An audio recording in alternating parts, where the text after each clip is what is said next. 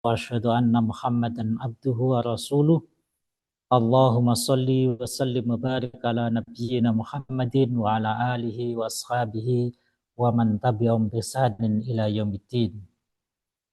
Yang saya hormati Bapak Rektor dan jajaran Wakil Rektor, Direktur AIK Universitas Muhammadiyah Sidoarjo dan jajaran, dan seluruh para pejabat dan dosen di lingkungan Universitas Muhammadiyah Sidoarjo. Puji syukur alhamdulillah kita panjatkan kehadirat Allah Subhanahu wa taala atas limpahan anugerah yang Allah berikan dalam kehidupan kita. Kita dapat menjalani aktivitas ini dengan sebaik-baiknya. Saya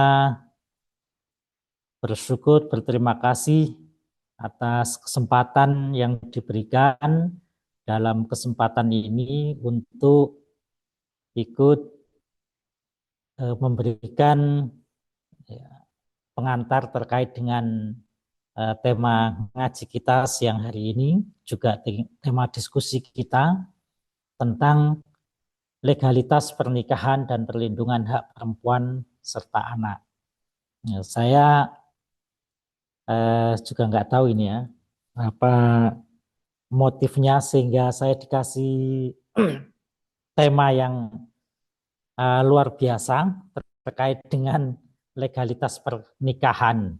Nah, apakah memang di dalam kehidupan kita sehari-hari hal ini juga banyak umat yang selalu bertanya, selalu ingin tahu bagaimana tentang pernikahan yang tidak legal, ya, yang tidak legal atau nikah siri. Baik,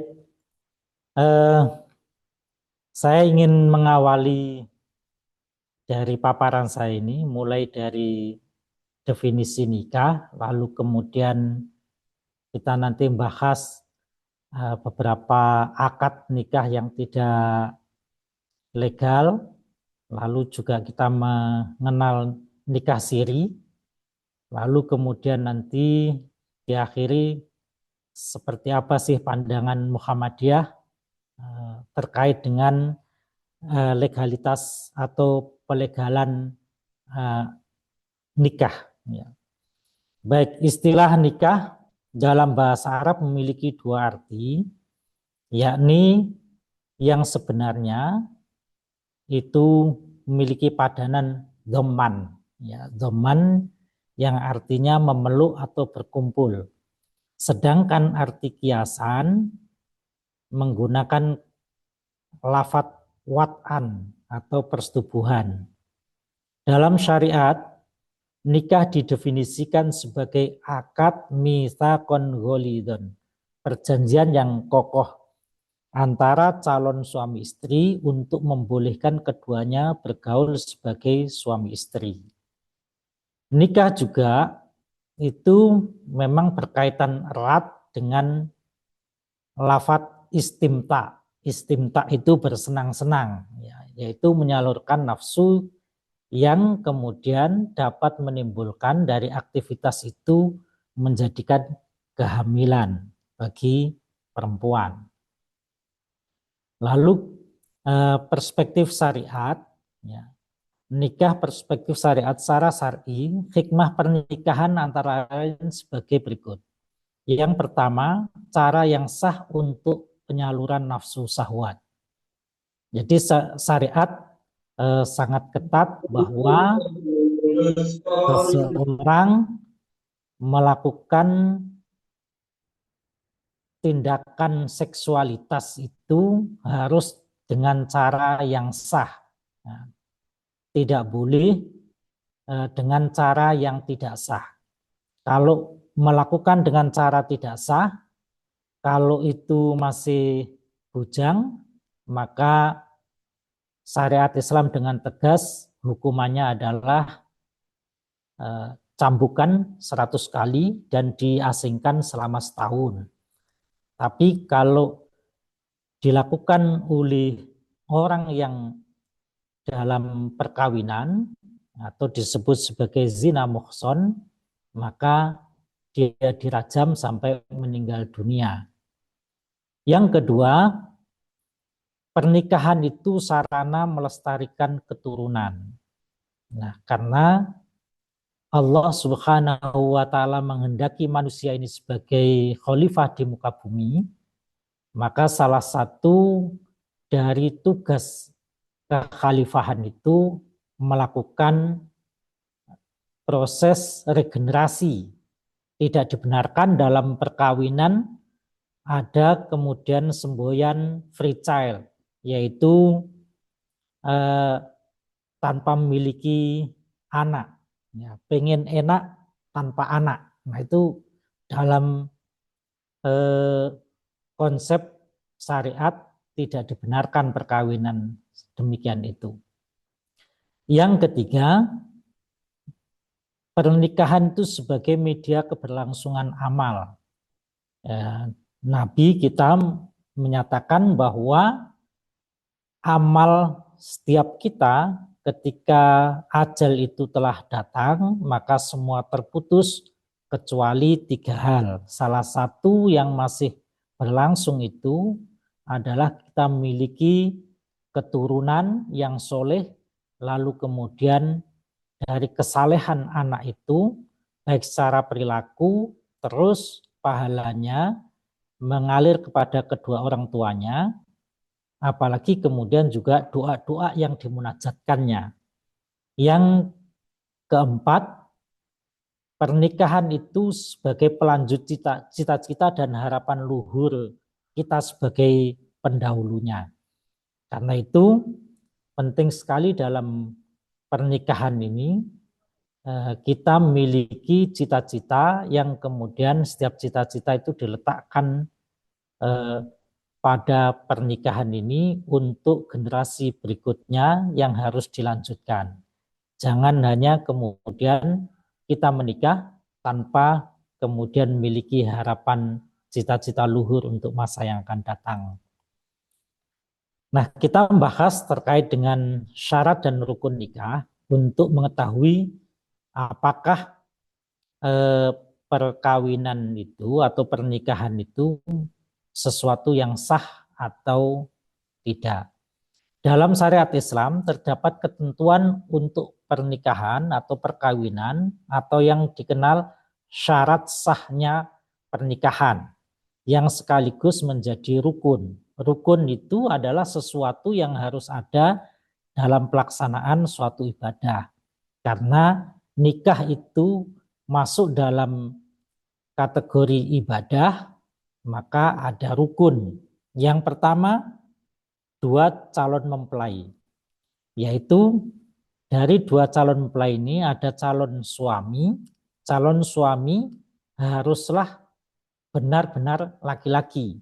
Ya. Demikian pula calon istri benar-benar seorang perempuan.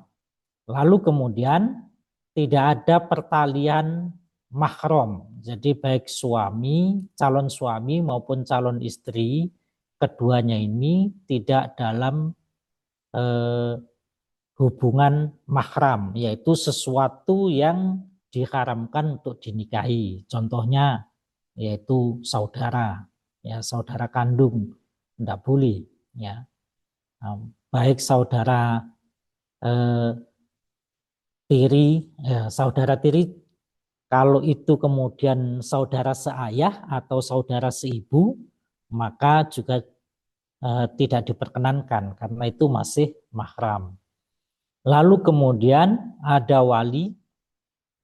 Nah, dalam konteks wali maka yang berhak menjadi wali itu adalah yang memiliki pertalian hubungan kekerabatan, dalam hal ini garis langsung, yaitu bapak. Kalau tidak bisa, bapaknya tidak ada, maka bisa kakek, atau kemudian jalur turun kalau kemudian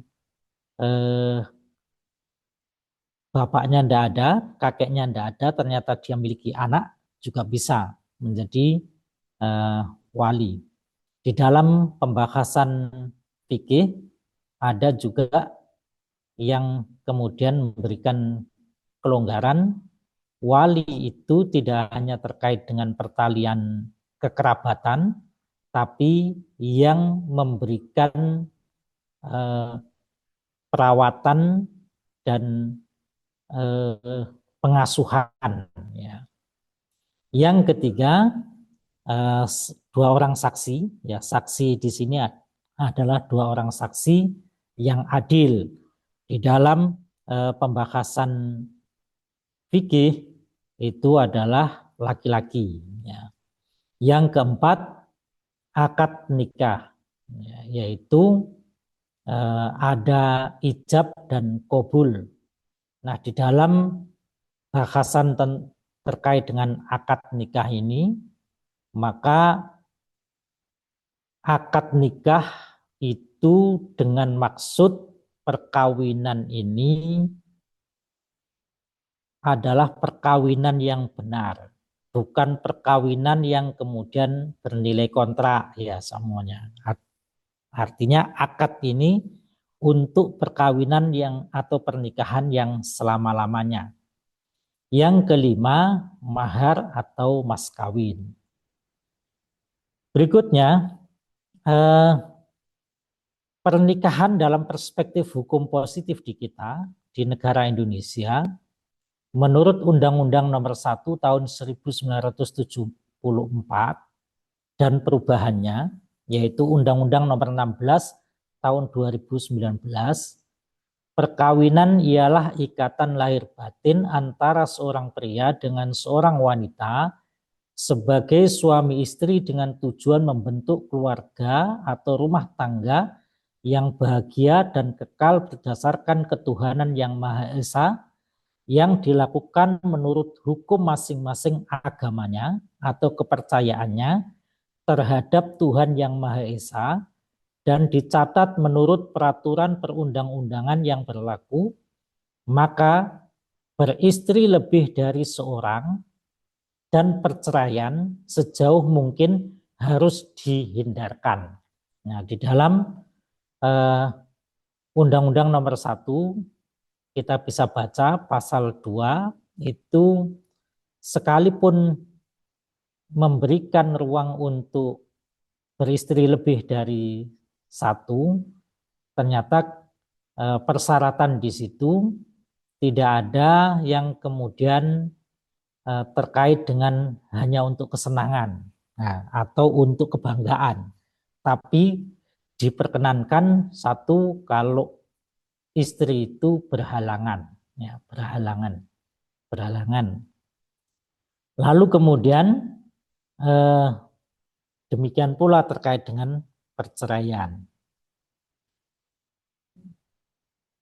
Di dalam kompilasi hukum Islam yang ini sebagai kitab beracara di pengadilan agama, yaitu berdasarkan instruksi Presiden nomor 1 tahun 1991, pasal 5 ayat 1 secara tegas menyatakan agar terjamin ketertiban perkawinan bagi masyarakat Islam, setiap perkawinan harus dicatat. Pencatatan ini dilakukan oleh pegawai pencatat nikah sebagaimana diatur dalam pasal 5 ayat 2 KHI. Nah, karena ada frasa kalimat inilah sehingga mayoritasnya kita tidak bisa melakukan isbat nikah. Isbat nikah itu bahwa pernah terjadi akad nikah lalu kemudian ingin dicatatkan, maka oleh pegawai pencatat perkawinan atau pencatat nikah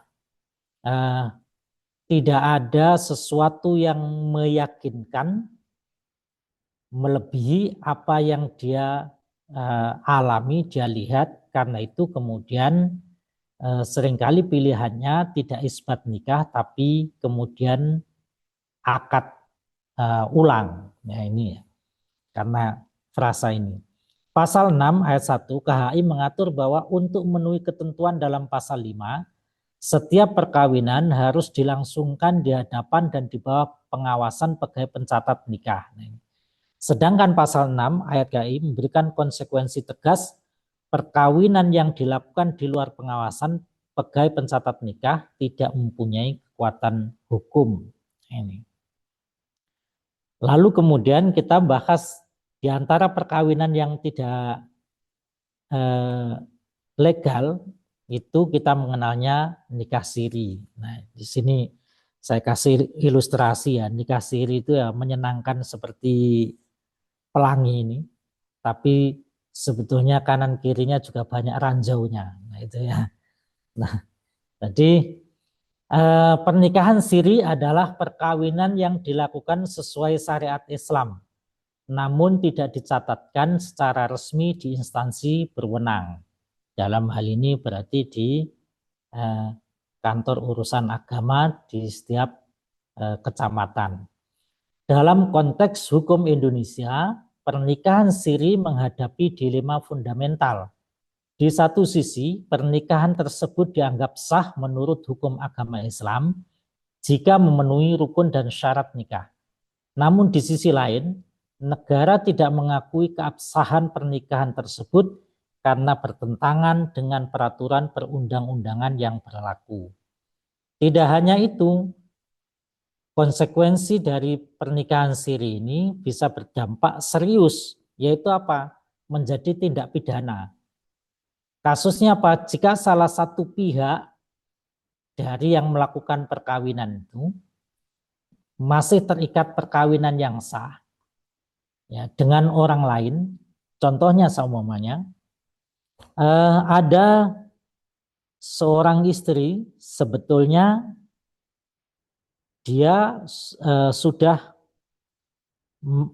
melalui persidangan di pengadilan agama bahwa telah dijatuhkan talak sehingga telah diputus bahwa perkawinan itu telah putus, tapi masih ada masa iddah,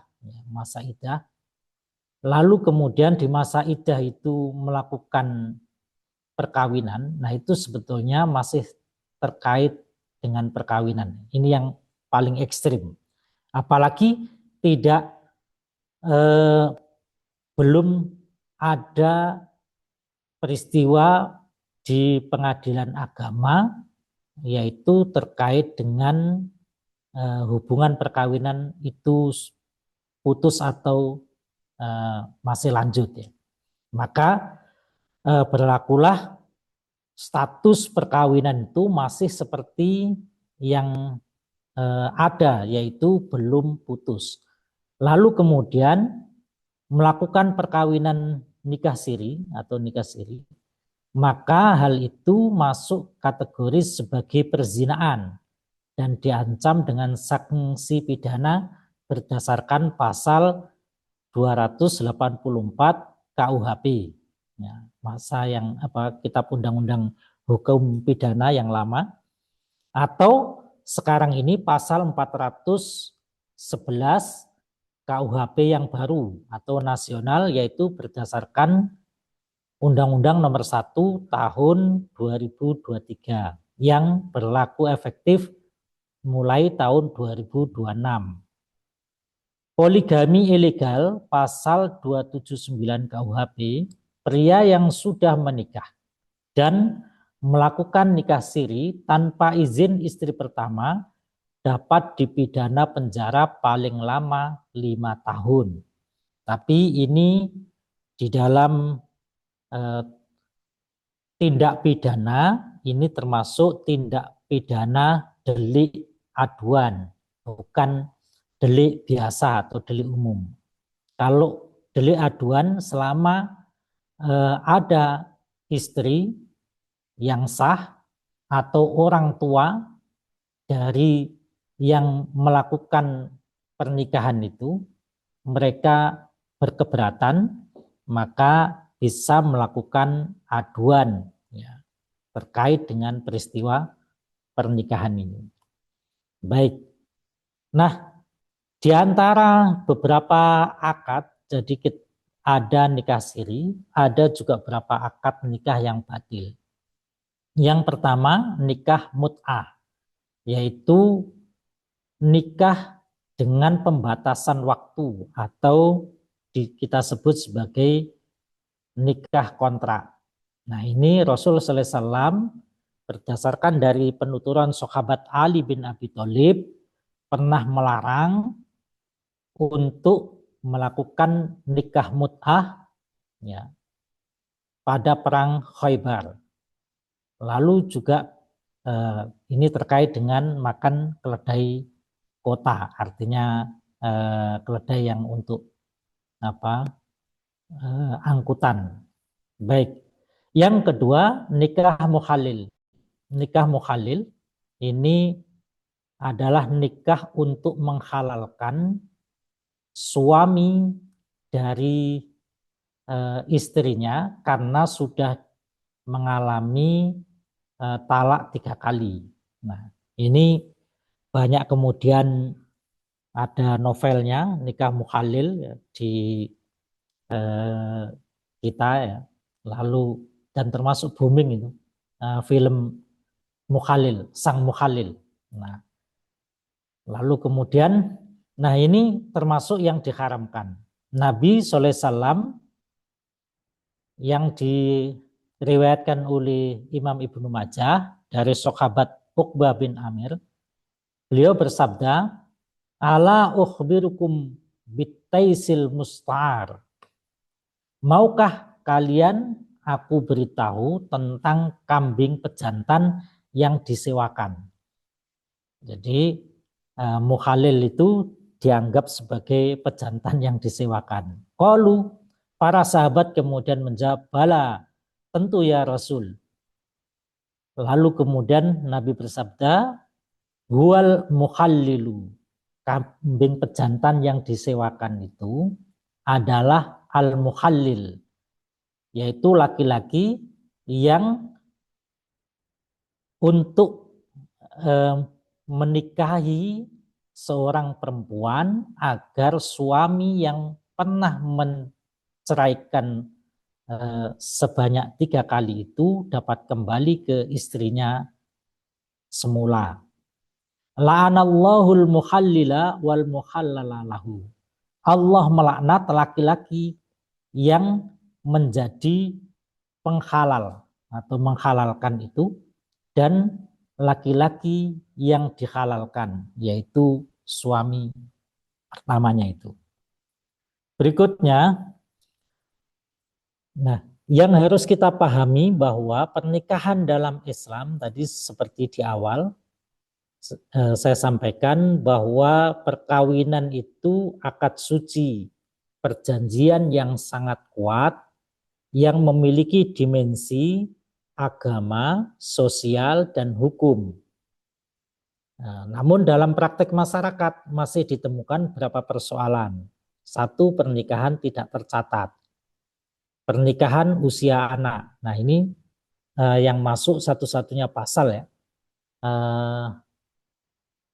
Yang kemudian secara tegas dari perubahan Undang-Undang Nomor 1 Tahun 1974 yang semula usia anak perempuan dinyatakan boleh menikah itu adalah usia 16 tahun, tapi kemudian diubah Undang-Undang Nomor 13 Tahun 2019 itu menjadi sama dengan anak laki-laki, yaitu 19 tahun. Ketiga, ketidakadilan terhadap perempuan.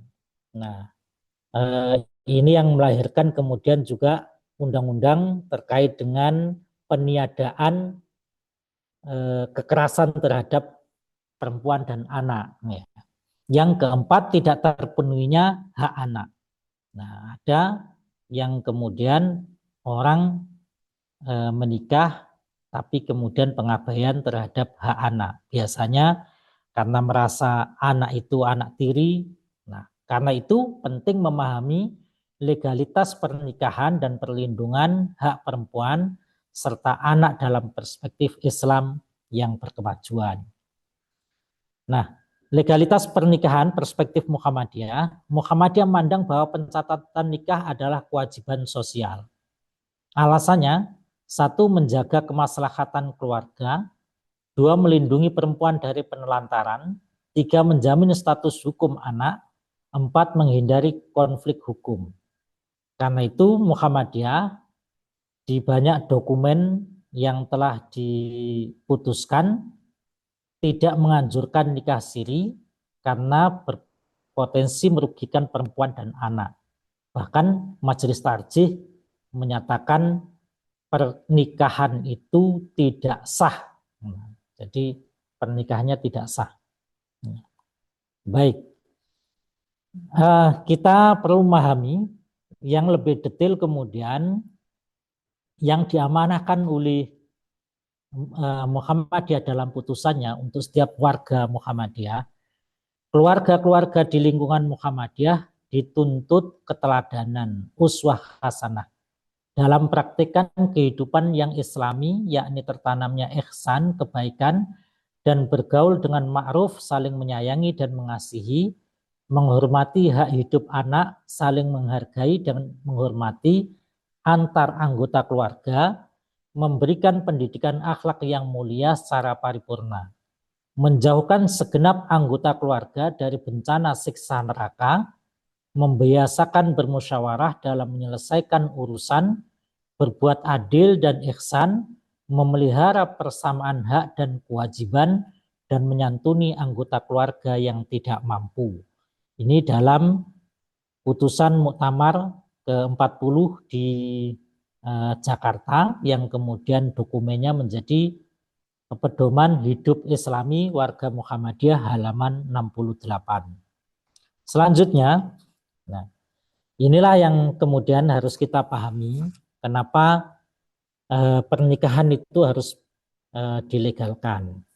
Karena konsep keluarga sakinah itu ada 5 bagian dari kewajibannya. Yang pertama, Islam agama rahmah, bahwa pernikahan itu harus dapat memberikan image kepada semua umat manusia. Islam ini agama yang memberikan kasih sayang, yaitu dalam kehidupan semesta ini. Yang kedua, konsep keluarga sakinah itu adalah pembuktian kesetaraan hak maupun kewajiban antara perempuan, di sini istri, dan laki-laki sebagai suami. Bagian ketiga, tantangan keluarga di era global. Bahwa keluarga sakinah itu oleh Islam dijadikan pilar sebagai pelanjut cita-cita luhur tadi itu, maka dari keluargalah Muslim ini atau agama Islam ini kita dapat menjawab tantangan-tantangan di era global dalam banyak hal sekarang ini. Karena zaman kita sekarang ini banyak polusi. Ya, polusi, ada polusi mata, ada polusi kebendaan, ada polusi tubuh, ya, ada polusi informasi. Nah, era kita ini dihadapkan pada banyak polusi, era global, maka keluarga yang sakinah itu menjadi sesuatu yang niscaya agar setiap individu dalam perkawinan itu dia bisa melewati dari tantangan era global. Yang keempat, konsep keluarga sakinah. Nah, konsep keluarga sakinah apa? Yaitu bagaimana memberikan pengajaran pada seluruh anggota keluarga tentang akidah, ibadah, muamalah. Nah, lalu kemudian untuk apa? Itu semuanya ketercapaian sebagai keluarga sakinah. Yang kelima, hak dan kewajiban dalam keluarga sakinah. Nah, baik, berikutnya kita bahas terkait dengan Undang-Undang Penghapusan Kekerasan dalam Rumah Tangga. Ya, Undang-Undang Nomor 23 Tahun 2024 mengenai penghapusan kekerasan dalam rumah tangga atau PKDRT itu terdiri dari 10 bab 56 pasal. Di dalam undang-undang ini itu menjadi payung penting bagi anggota dalam rumah tangga, khususnya perempuan dan anak, juga suami atau laki-laki, karena di dalam seluruh pasalnya itu kalau terkait dengan kekerasan tidak menutup kemungkinan pelaku kekerasan dalam rumah tangga itu juga oleh istri. Karena itu kemudian itu menjadi payung bagi anggota dalam rumah tangga, baik itu suami maupun istri. Nah, pendidikan karakter dari seorang ayah, nah ini, karena biasanya nikah tidak sah itu seorang laki-laki yang sering mangkir, ya, sering mangkir. Apakah ya kira-kira termasuk saya mungkin ya, kalau pelaku, tapi ya, alhamdulillah tidak pelaku. Nah, mungkin yang ini. Nah, kalau di kawan-kawan sivitas akademik Umsida mungkin ada ya, mungkin bisa melakukan evaluasi sendiri ya. Di dalam Al-Quran, tokoh pendidik itu Bapak Luqmanul Hakim, Imron, Zakaria, Nabi Yakub, Nabi Muhammad, dan yang lainnya. Itu disebutkan ya, dan itu diakui oleh ilmuwan kontemporer. Bahkan George Herbert menyatakan ya, satu ayah lebih berharga dari 100 guru di sekolah. Data dari statistik mengatakan bahwa orang yang tumbuh tanpa kasih sayang seorang ayah akan tumbuh dengan kelainan perilaku, kecenderungan bunuh diri, dan menjadi kriminal yang kejam. Sekitar 70% para penghuni penjara dengan hukuman seumur hidup adalah orang yang tumbuh tanpa ayah, tanpa kedekatan emosional dari ayahnya. Ini penelitian di Amerika ya. Dapat kita baca di kita searching di Google, kayaknya banyak sekali yang sudah mengutip ini. Ya. Dalam konteks di Indonesia, data dari UNICEF dan BKKBN tahun 2021 sampai 2025 mengungkapkan bahwa sekitar 20,9% anak di Indonesia tumbuh tanpa peran aktif ayah yang berpotensi menyebabkan hambatan perkembangan emosi, sosial, dan kognitif. Nah, ini juga bisa berlaku pada perkawinan kita yang sah ya, termasuk kita semuanya yang hadir sebagai suami ini ya. Nah, ketika kita tidak hadir peran kita sebagai ayah, maka ketika anak atau generasi kita ada yang kemudian melakukan sesuatu tindakan yang keji, maka yang perlu disalahkan adalah kita sebagai seorang ayah. Penyebab situasi fatherless ini tidak hanya disebabkan oleh kematian atau perceraian, tetapi juga karena ayah tidak hadir secara emosional meski ada secara fisik. Mungkin karena sibuk pekerjaan, kerjaannya lebih diutamakan daripada anak-anaknya. Baik, selanjutnya kita bahas slide terakhir ini. Obsesi yang diidamkan oleh Al-Quran, ya, setiap kita Muslim ini, itu adalah di surat Ar-Ra'd, ya, ayat 23 sampai ayat 24, yaitu Jannatu adni yadkhulunaha wa man salaha min abaihim وَمَنْ صَلَحَ مِنْ آبَائِهِمْ وَأَزْوَاجِهِمْ وَذُرِّيَّاتِهِمْ وَالْمَلَائِكَةُ يَدْخُلُونَ عَلَيْهِمْ مِنْ كُلِّ بَابٍ سَلَامٌ عَلَيْكُمْ بِمَا صَبَرْتُمْ فَنِعْمَ عُقْبَى الدَّارِ. Surga Aden, mereka masuk ke dalamnya bersama-sama dengan orang-orang yang soleh dari kakek nenek moyangnya, istri-istrinya, dan anak cucunya. Dan saat itu para malaikat masuk ke tempat-tempat mereka dari semua pintu, menyambut sambil mengucapkan salamun alaikum bima sobartum. Selamat atas kalian karena kesabaran kalian. Maka alangkah baiknya tempat kesudahan itu.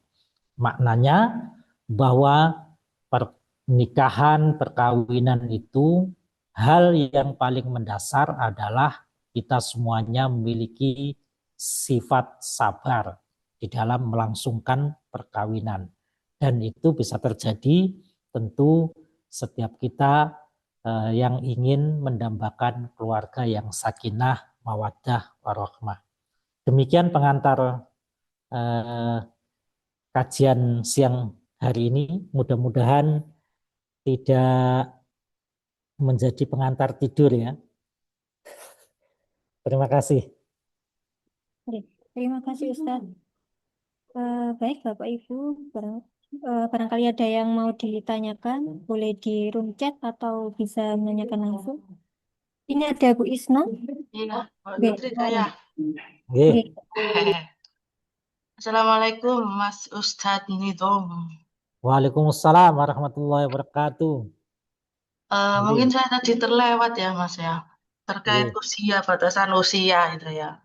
Nggih. Kalau di dalam Islam sendiri batasan usia nomor angka itu kan nggak ada ya. Ada di balik atau enggak gitu ya. Sudah balik masuk usia balik, berarti dia sudah mens, berarti dia sudah bisa berpikir matang gitu ya.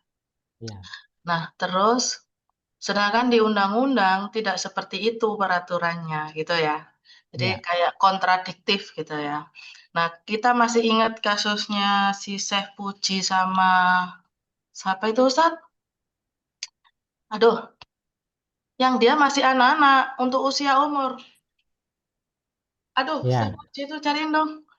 Dia masih anak-anak di usia umur, tapi untuk kematangan secara psikologisnya dia sudah balik. Makanya Syekh Puji itu bersikeras Ulfa. Ayo Ustaz, ingat kan? Ya. Sekarang anaknya sudah besar dan dia cantik dan Ulfa tetap tetap awet muda, nggak kelihatan tua.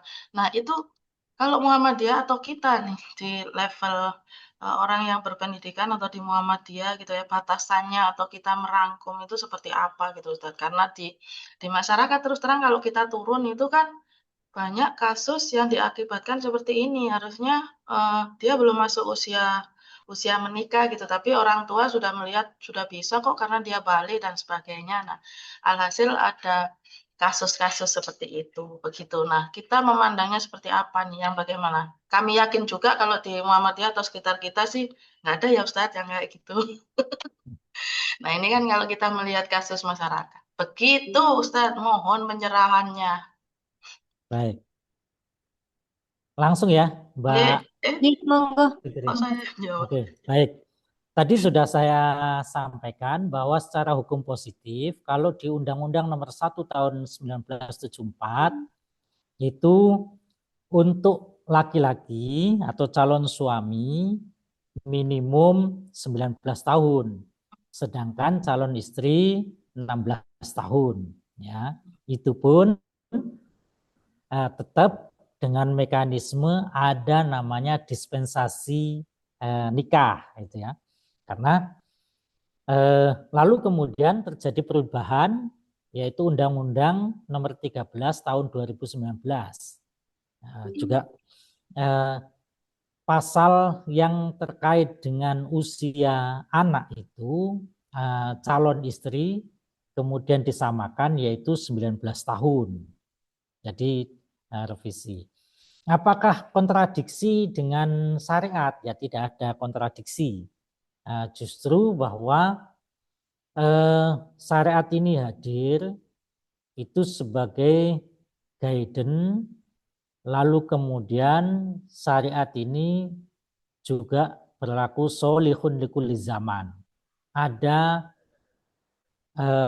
kesesuaian dengan zaman ya, untuk agar agama ini selalu menjadi pedoman umat Islam atau umat manusia.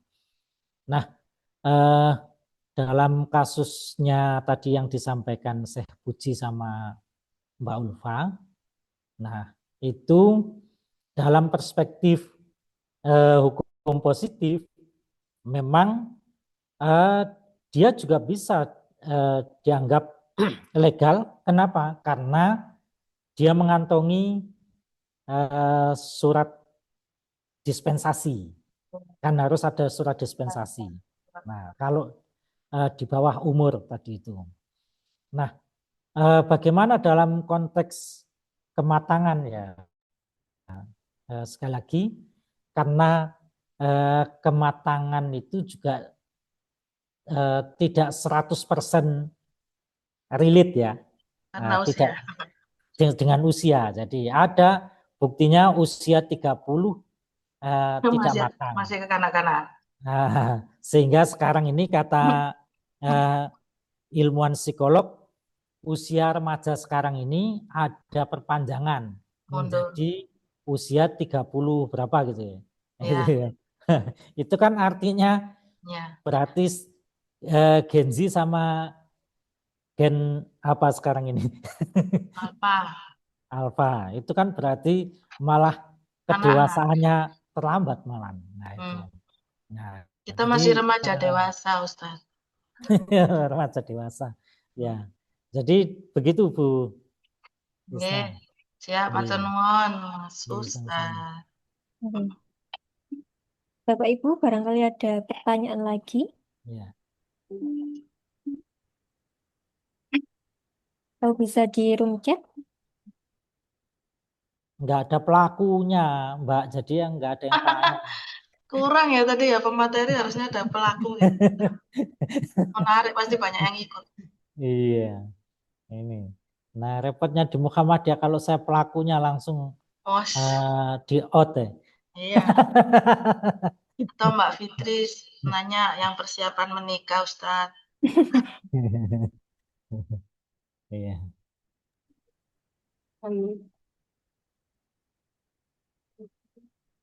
Sepertinya tidak ada pertanyaan lagi, Ustaz. Ya, alhamdulillah berarti. Artinya aman Selamat. berarti di Umsida. Selamat. Ya sudah paham semua. Ya, ya. Tinggal praktek. Tinggal prakteknya aja. Bukan, saya nerangkan ini supaya tidak dipraktekkan malahan. Oh, Praktek yang baik-baiknya, Ustaz. yang baik. Iya, jadi harus dilegalkan maksudnya. Jangan sampai Iya. eh, tidak legal. Ya. Fenomenanya ya mungkin sekarang ini banyak ya, tapi diam-diam. Ya, tapi mudah-mudahan di Umsida tidak ada lah yang baik dosen maupun apa Nah, dosen dengan dosen atau dosen dengan mahasiswa tidak terjadi. nggak ada bedanya. Ya. Oke. Sudah bagaimana, Bapak Ibu?